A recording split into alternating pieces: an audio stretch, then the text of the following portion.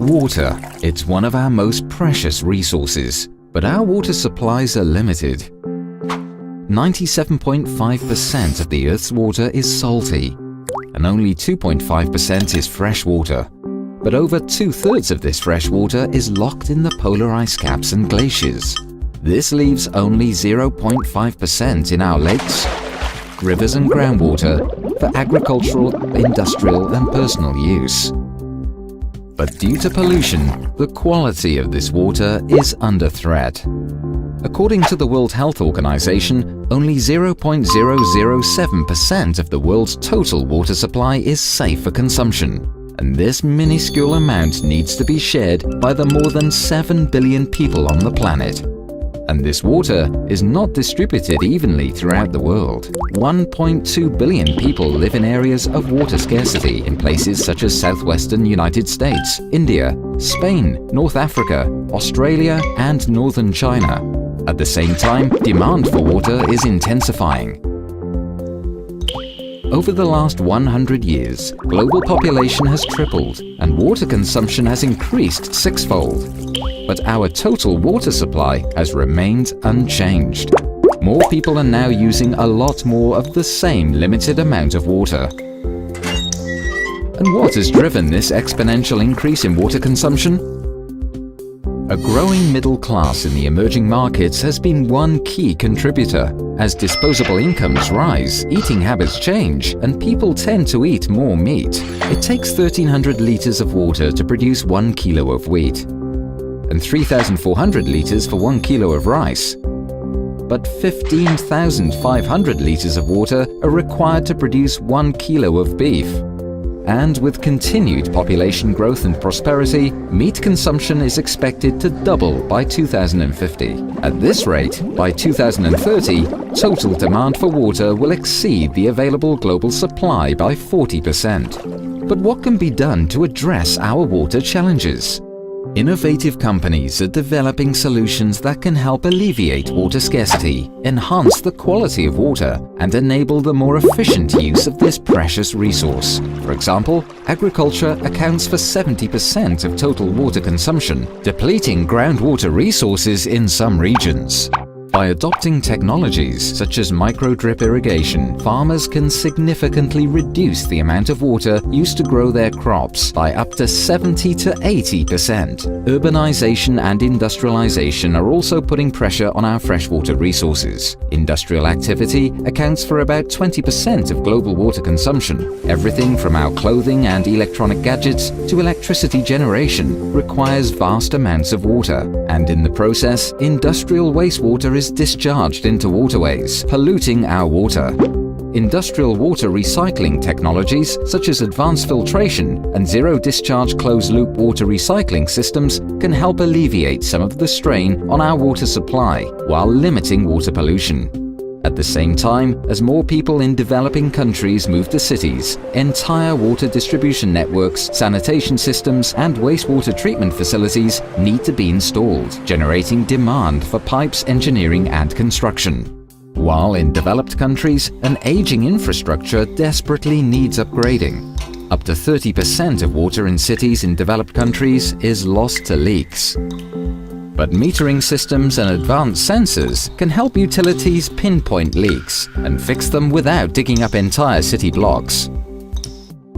But there are other ways to increase the available freshwater supply. Some countries in water-scarce coastal regions, such as Saudi Arabia, the United Arab Emirates, and Spain, are turning to desalination to meet their growing demand for water. For example, Singapore plans to increase its desalination capacity to meet up to 30% of its total water needs by 2060.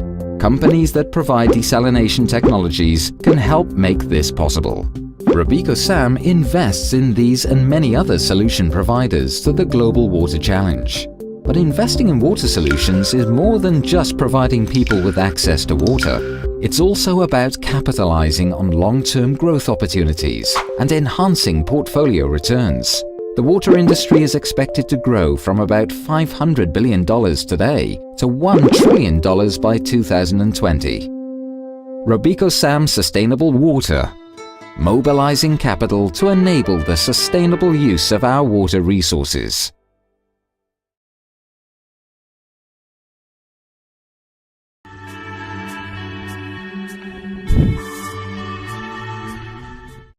It's a topic we'd rather not think about. Where does last night's dinner go when we flush it down the drain?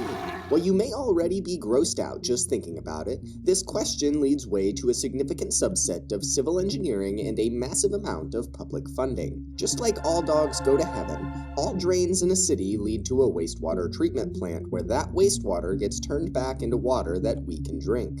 Now, you may be thinking that you'd rather just let bygones be bygones and not think about this nasty part of real life.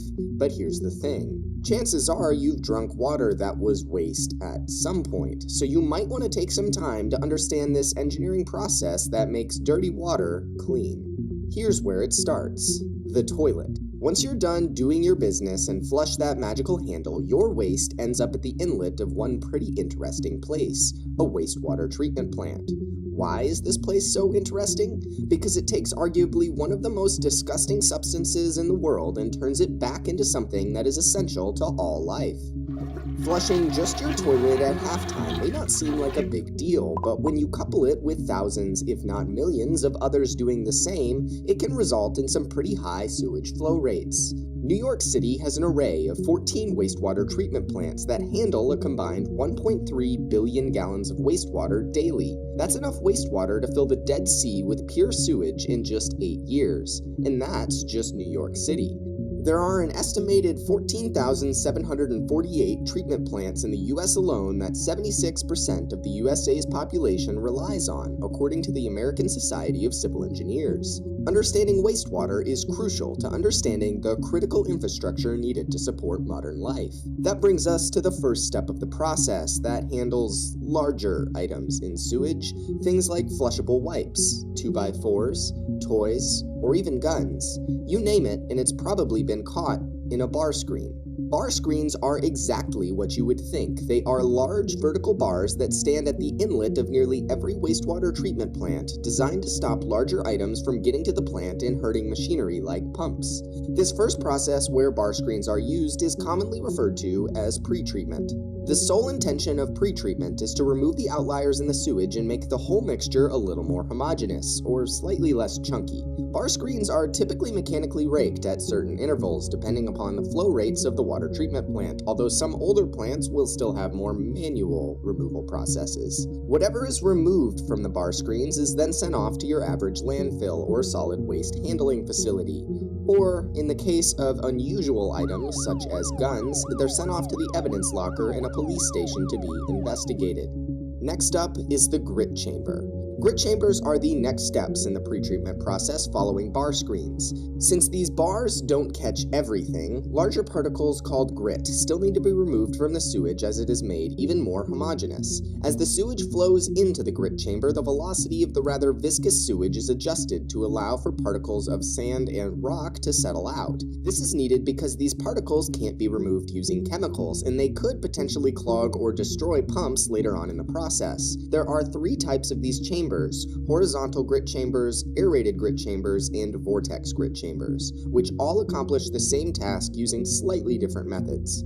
Following the grit chambers, the sewage will move on to the primary treatment process, which starts with a large basin called a primary clarifier. Primary clarifiers and clarifiers in general function on the principle of settling velocity. This term can be defined simply as the speed at which a particle settles. For wastewater being pumped into clarifiers, it's important that the flow rate of the water being pumped in doesn't exceed the settling velocity of the particles trying to be removed. In order to accomplish this, engineers will vary the size and number of primary clarifiers in accordance with the plant's permitted sewage flow rate.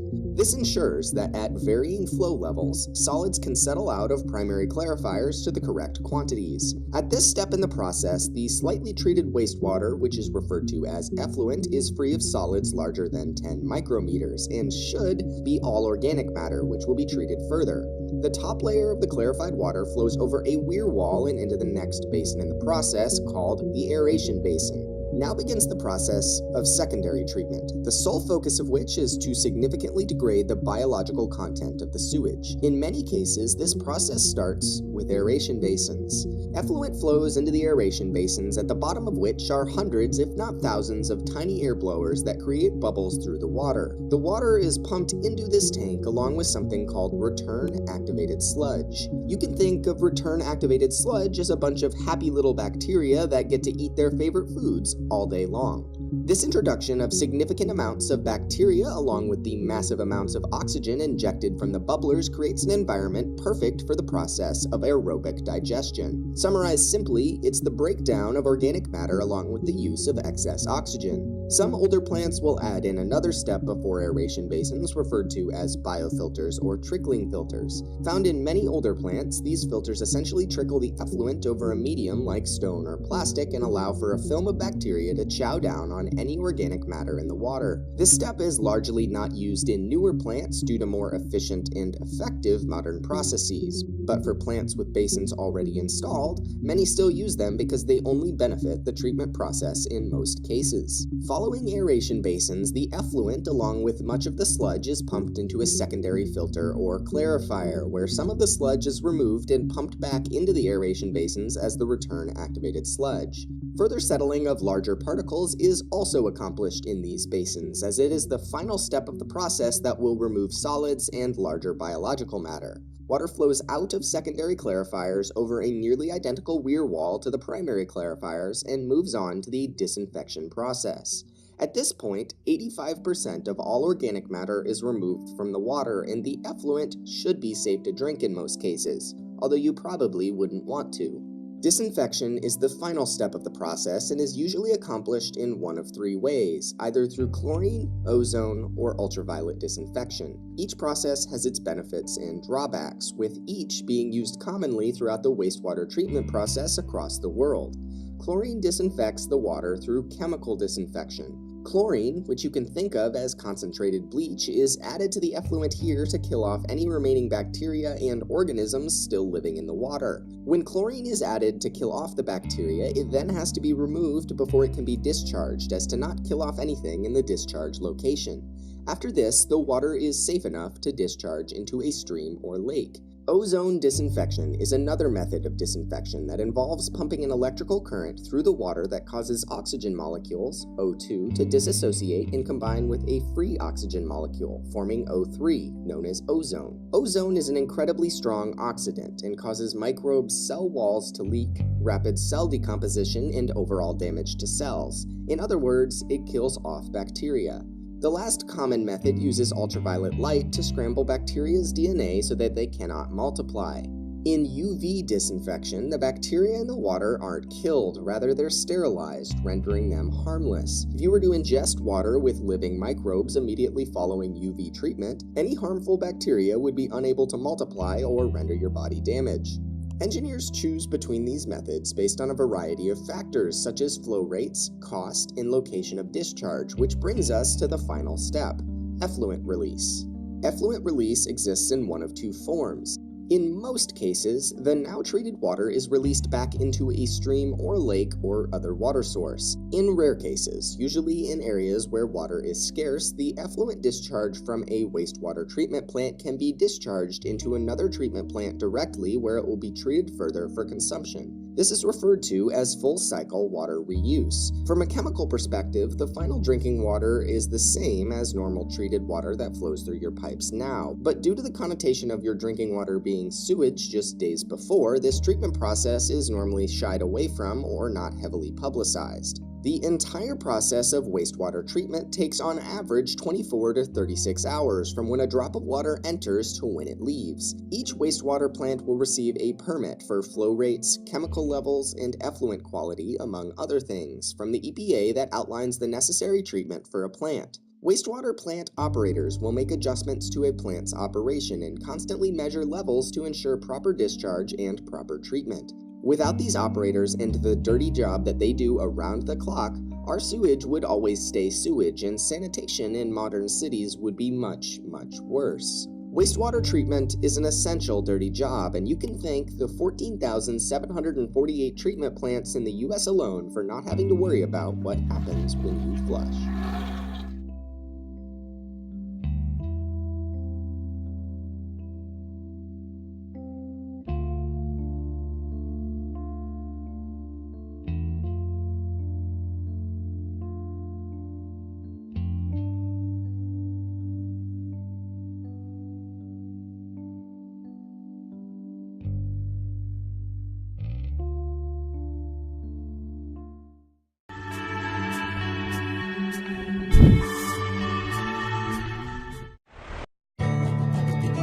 How important is water?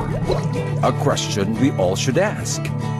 The Earth's surface is comprised of 70% water.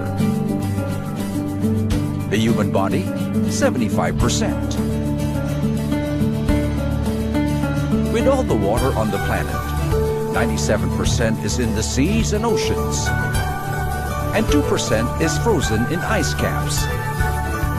The remaining 1% is fresh water. 98% of that fresh water will be for agricultural and industrial use. This leaves us with 2% for human consumption. Which is why, for the 9.5 million customers that we serve, our role is an important one. Our job is to get that 2% safely and sustainably from our hands into theirs. So where does our water come from? Where does it go? How does it get there? Maynilad's primary source is the Angat-Ipo-La Mesa water system. These dams are supplemented primarily by the Umiray River in Quezon Province. Located in Norsagaray, Bulacan, the Angat Dam is a multi-purpose dam that provides majority of the water in Metro Manila, supplying 98% of the raw water used by the metropolis, as well as helping in the irrigation of agricultural lands located in Bulacan and Pampanga. From Angat, water is released into another connected reservoir dam, which is also found in Bulacan. Originally built in the 1920s, Ipo Dam was rebuilt in the year 1984, serving as a massive concrete gravity dam used to divert water released from Angat. From there, water flows through 3 huge tunnels to the Bikti basins. The water continues to travel through 6 aqueducts up to the Novaliches portal. 60% of the water that goes through the portal is allocated to Maynilad, while the remaining 40% goes to Manila Water. The water eventually ends up in the water treatment facilities at La Mesa Dam.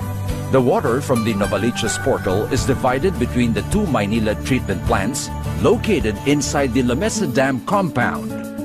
In here, the water undergoes several processes before being released and distributed to our consumers.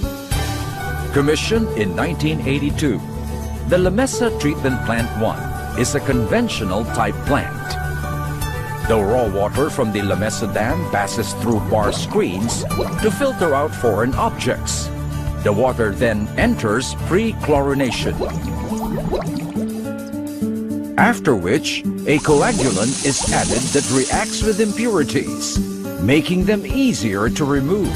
The portion of the water that settles with the impurities is then returned to the recovery lagoon, while the rest continues to undergo filtration. The La Mesa Treatment Plant 2 has a more compact design than the Treatment Plant 1 and therefore consumes less space. Like in Treatment Plant 1, the raw water passes through a bar screen to remove large debris. There is also a pre-chlorination process, followed by coagulation. After this, a polymer is added to the coagulated water, which then proceeds to the pulsator clarifier basins. In this stage, impurities stick together and become denser, forming a sludge blanket that will be suspended in the middle of the basins. After this, filtration takes place, followed by disinfection. After coagulation, a certain portion of the water with sludge is returned to the recovery lagoon. The Putatan treatment plant was also put up by Maynilad. to accommodate the demands of consumers in the South. This is the first water treatment facility to tap into Laguna Lake, the largest lake in the country and the third largest freshwater lake in Southeast Asia. It is currently the largest membrane-based water treatment plant in the Philippines and is the first of its kind in the country to use large-scale microfiltration and reverse osmosis. This state-of-the-art treatment plant uses a multi-stage process of dissolved air flotation, microfiltration,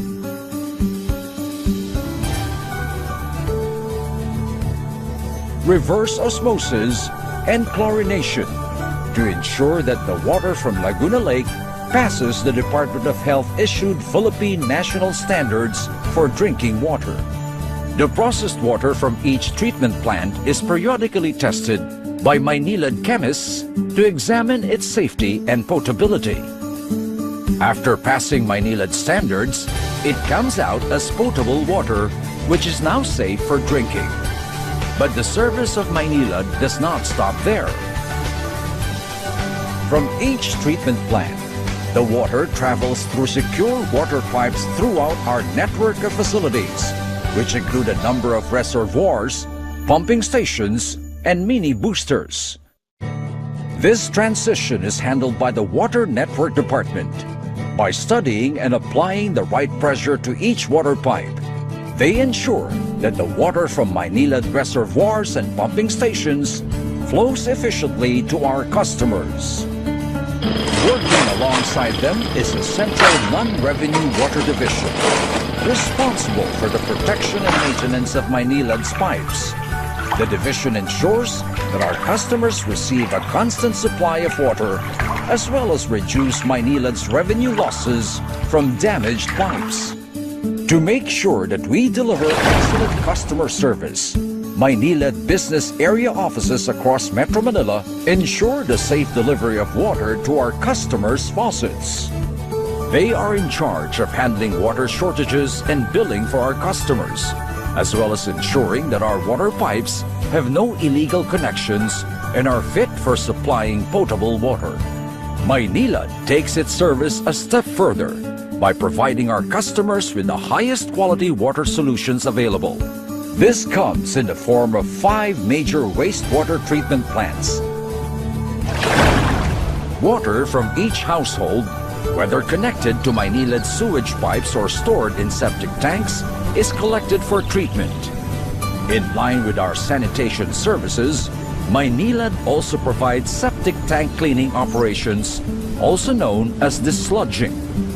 The wastewater undergoes 3 stages during treatment. In the primary treatment, solid contaminants are removed.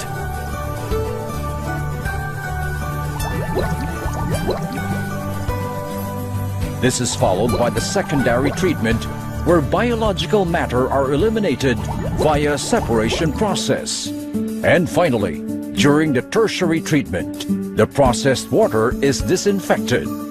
Maynilad's wastewater treatment is backed by the latest technology available, making use of sequencing batch reactors, moving bed biofilm reactors, STM aerators, and conventional activated sludge as means of ensuring high-quality wastewater treatment. And after clearing Maynilad's high standards, the water is then released back to the different bodies of water surrounding Metro Manila. This ensures that the service we provide is sustainable and can carry on for future generations.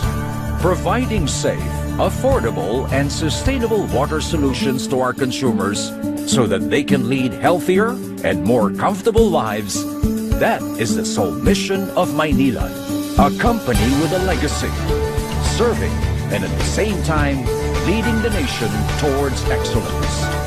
Sa bagong Maynilad, dumandalo ang ginhawa.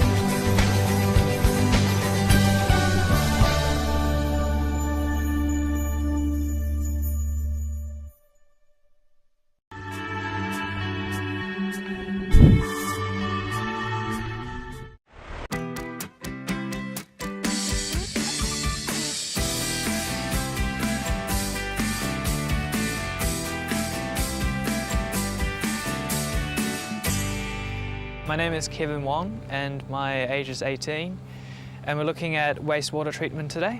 I mean, from the name of it, wastewater, I'm expecting something to be smelly, something to be disgusting, something to be dirty and all that.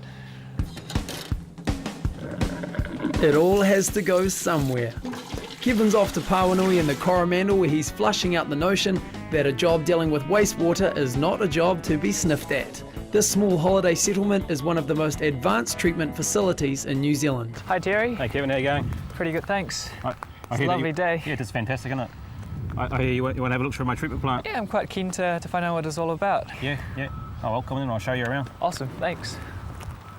The Thames Coromandel District Council wanted a top-notch wastewater treatment plant, and this is what we've got here today. The people in the community have got no tolerance to poor quality wastewater being disposed of in the environment now, and I think what they've done here is fantastic. Anyway, Kevin, this is a pretty exciting job, so I hope you're going to enjoy it. I've been doing this for about 20 years now. Yes, Find it really exciting. I get a real good hands-on with the mechanical knowledge. I can be using a computer next, operating a lab, doing a lot of critical tests for the process. So it's a whole range of expertise. Kevin first gets to see where the raw sewage arrives at the plant. Yeah, well, Kevin, this is where it all happens, mate. This is where the raw sewage first comes into the treatment plant. Oh, okay. What we've got here is we've got a step screen, and what happens? What the step screen does is it removes all the unbiodegradable material, plastics, bits of wood, sticks, and stuff like that. So in the system here is a screen, and the screen is actually removing all that material that we don't want in our process. So sort of like an escalator going up and down. Yeah, like exactly like that. First job for Kevin, clearing one of the steps that's blocked. Whoa. What you don't want to do is have it full blast, because if you have it full blast, we're going to get wet. Okay. I'm going to get wet. Better stand back That then. ain't going to happen. All right, So let's just do go. it really, really slowly. Yep. So don't get your face too close there, because you will get some infection. Yeah.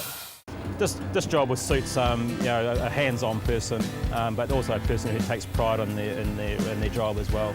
It's not a job that you can sort of sit back and not pay attention to it. It's your first job for today. Well done. Awesome.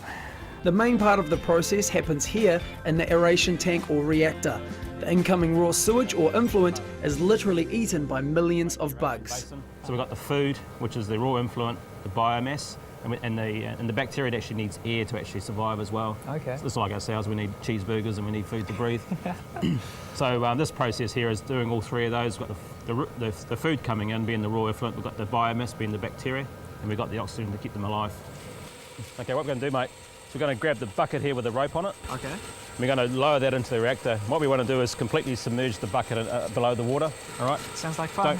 Don't let the bucket go, because it'll disappear into the bottom of the tank, okay? And I don't want that to happen, all right? The sample will be taken to the lab to measure the level of solid matter in suspension in the tank.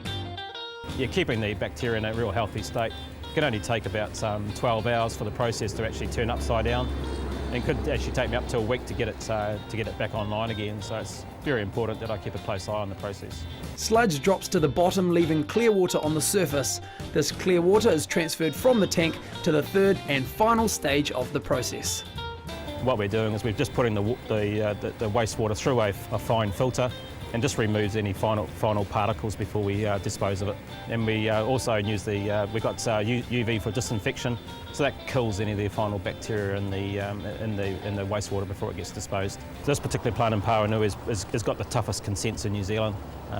Basically, the water that we're putting off these plants are drinkable, and that they decided to have that quality because the final treated effluent of these plants is going to be used for irrigating the local parks and reserves. The sludge is pumped to a dewatering plant, which turns the muddy mix into a dry compost. And that's what it looks like now, with all the water taken out of it. So if you've got a good garden at home, ideal for it. Okay. And the smell's gone too. Yep. I was expecting a lot of sewage, just everywhere, you know. But no, it's like a backyard even, you know. It's really clean here. It doesn't even smell. So Thierry, do you have to be able to do calculus or write lengthy essays to do this job?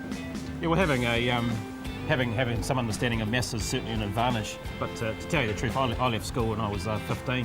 Okay. So I wasn't an expert on maths or writing essays and that. But certainly over the years since I've been doing my job, become a lot more familiar with using formulas and maths. Okay. And also writing reports mainly with computer now. What sets modern wastewater treatment apart is the advanced level of monitoring and automation. The process can be controlled both in the office or at home simply by dialing up using a laptop.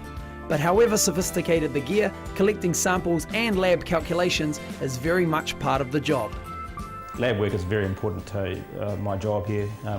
It's so we can make process changes to our treatment plant to really make sure the processes are working correctly, and that we end up with a final influent that meets our resource consent conditions. So certainly the testing is a important part of my role as an operator at the plant here. There you go, Kevin.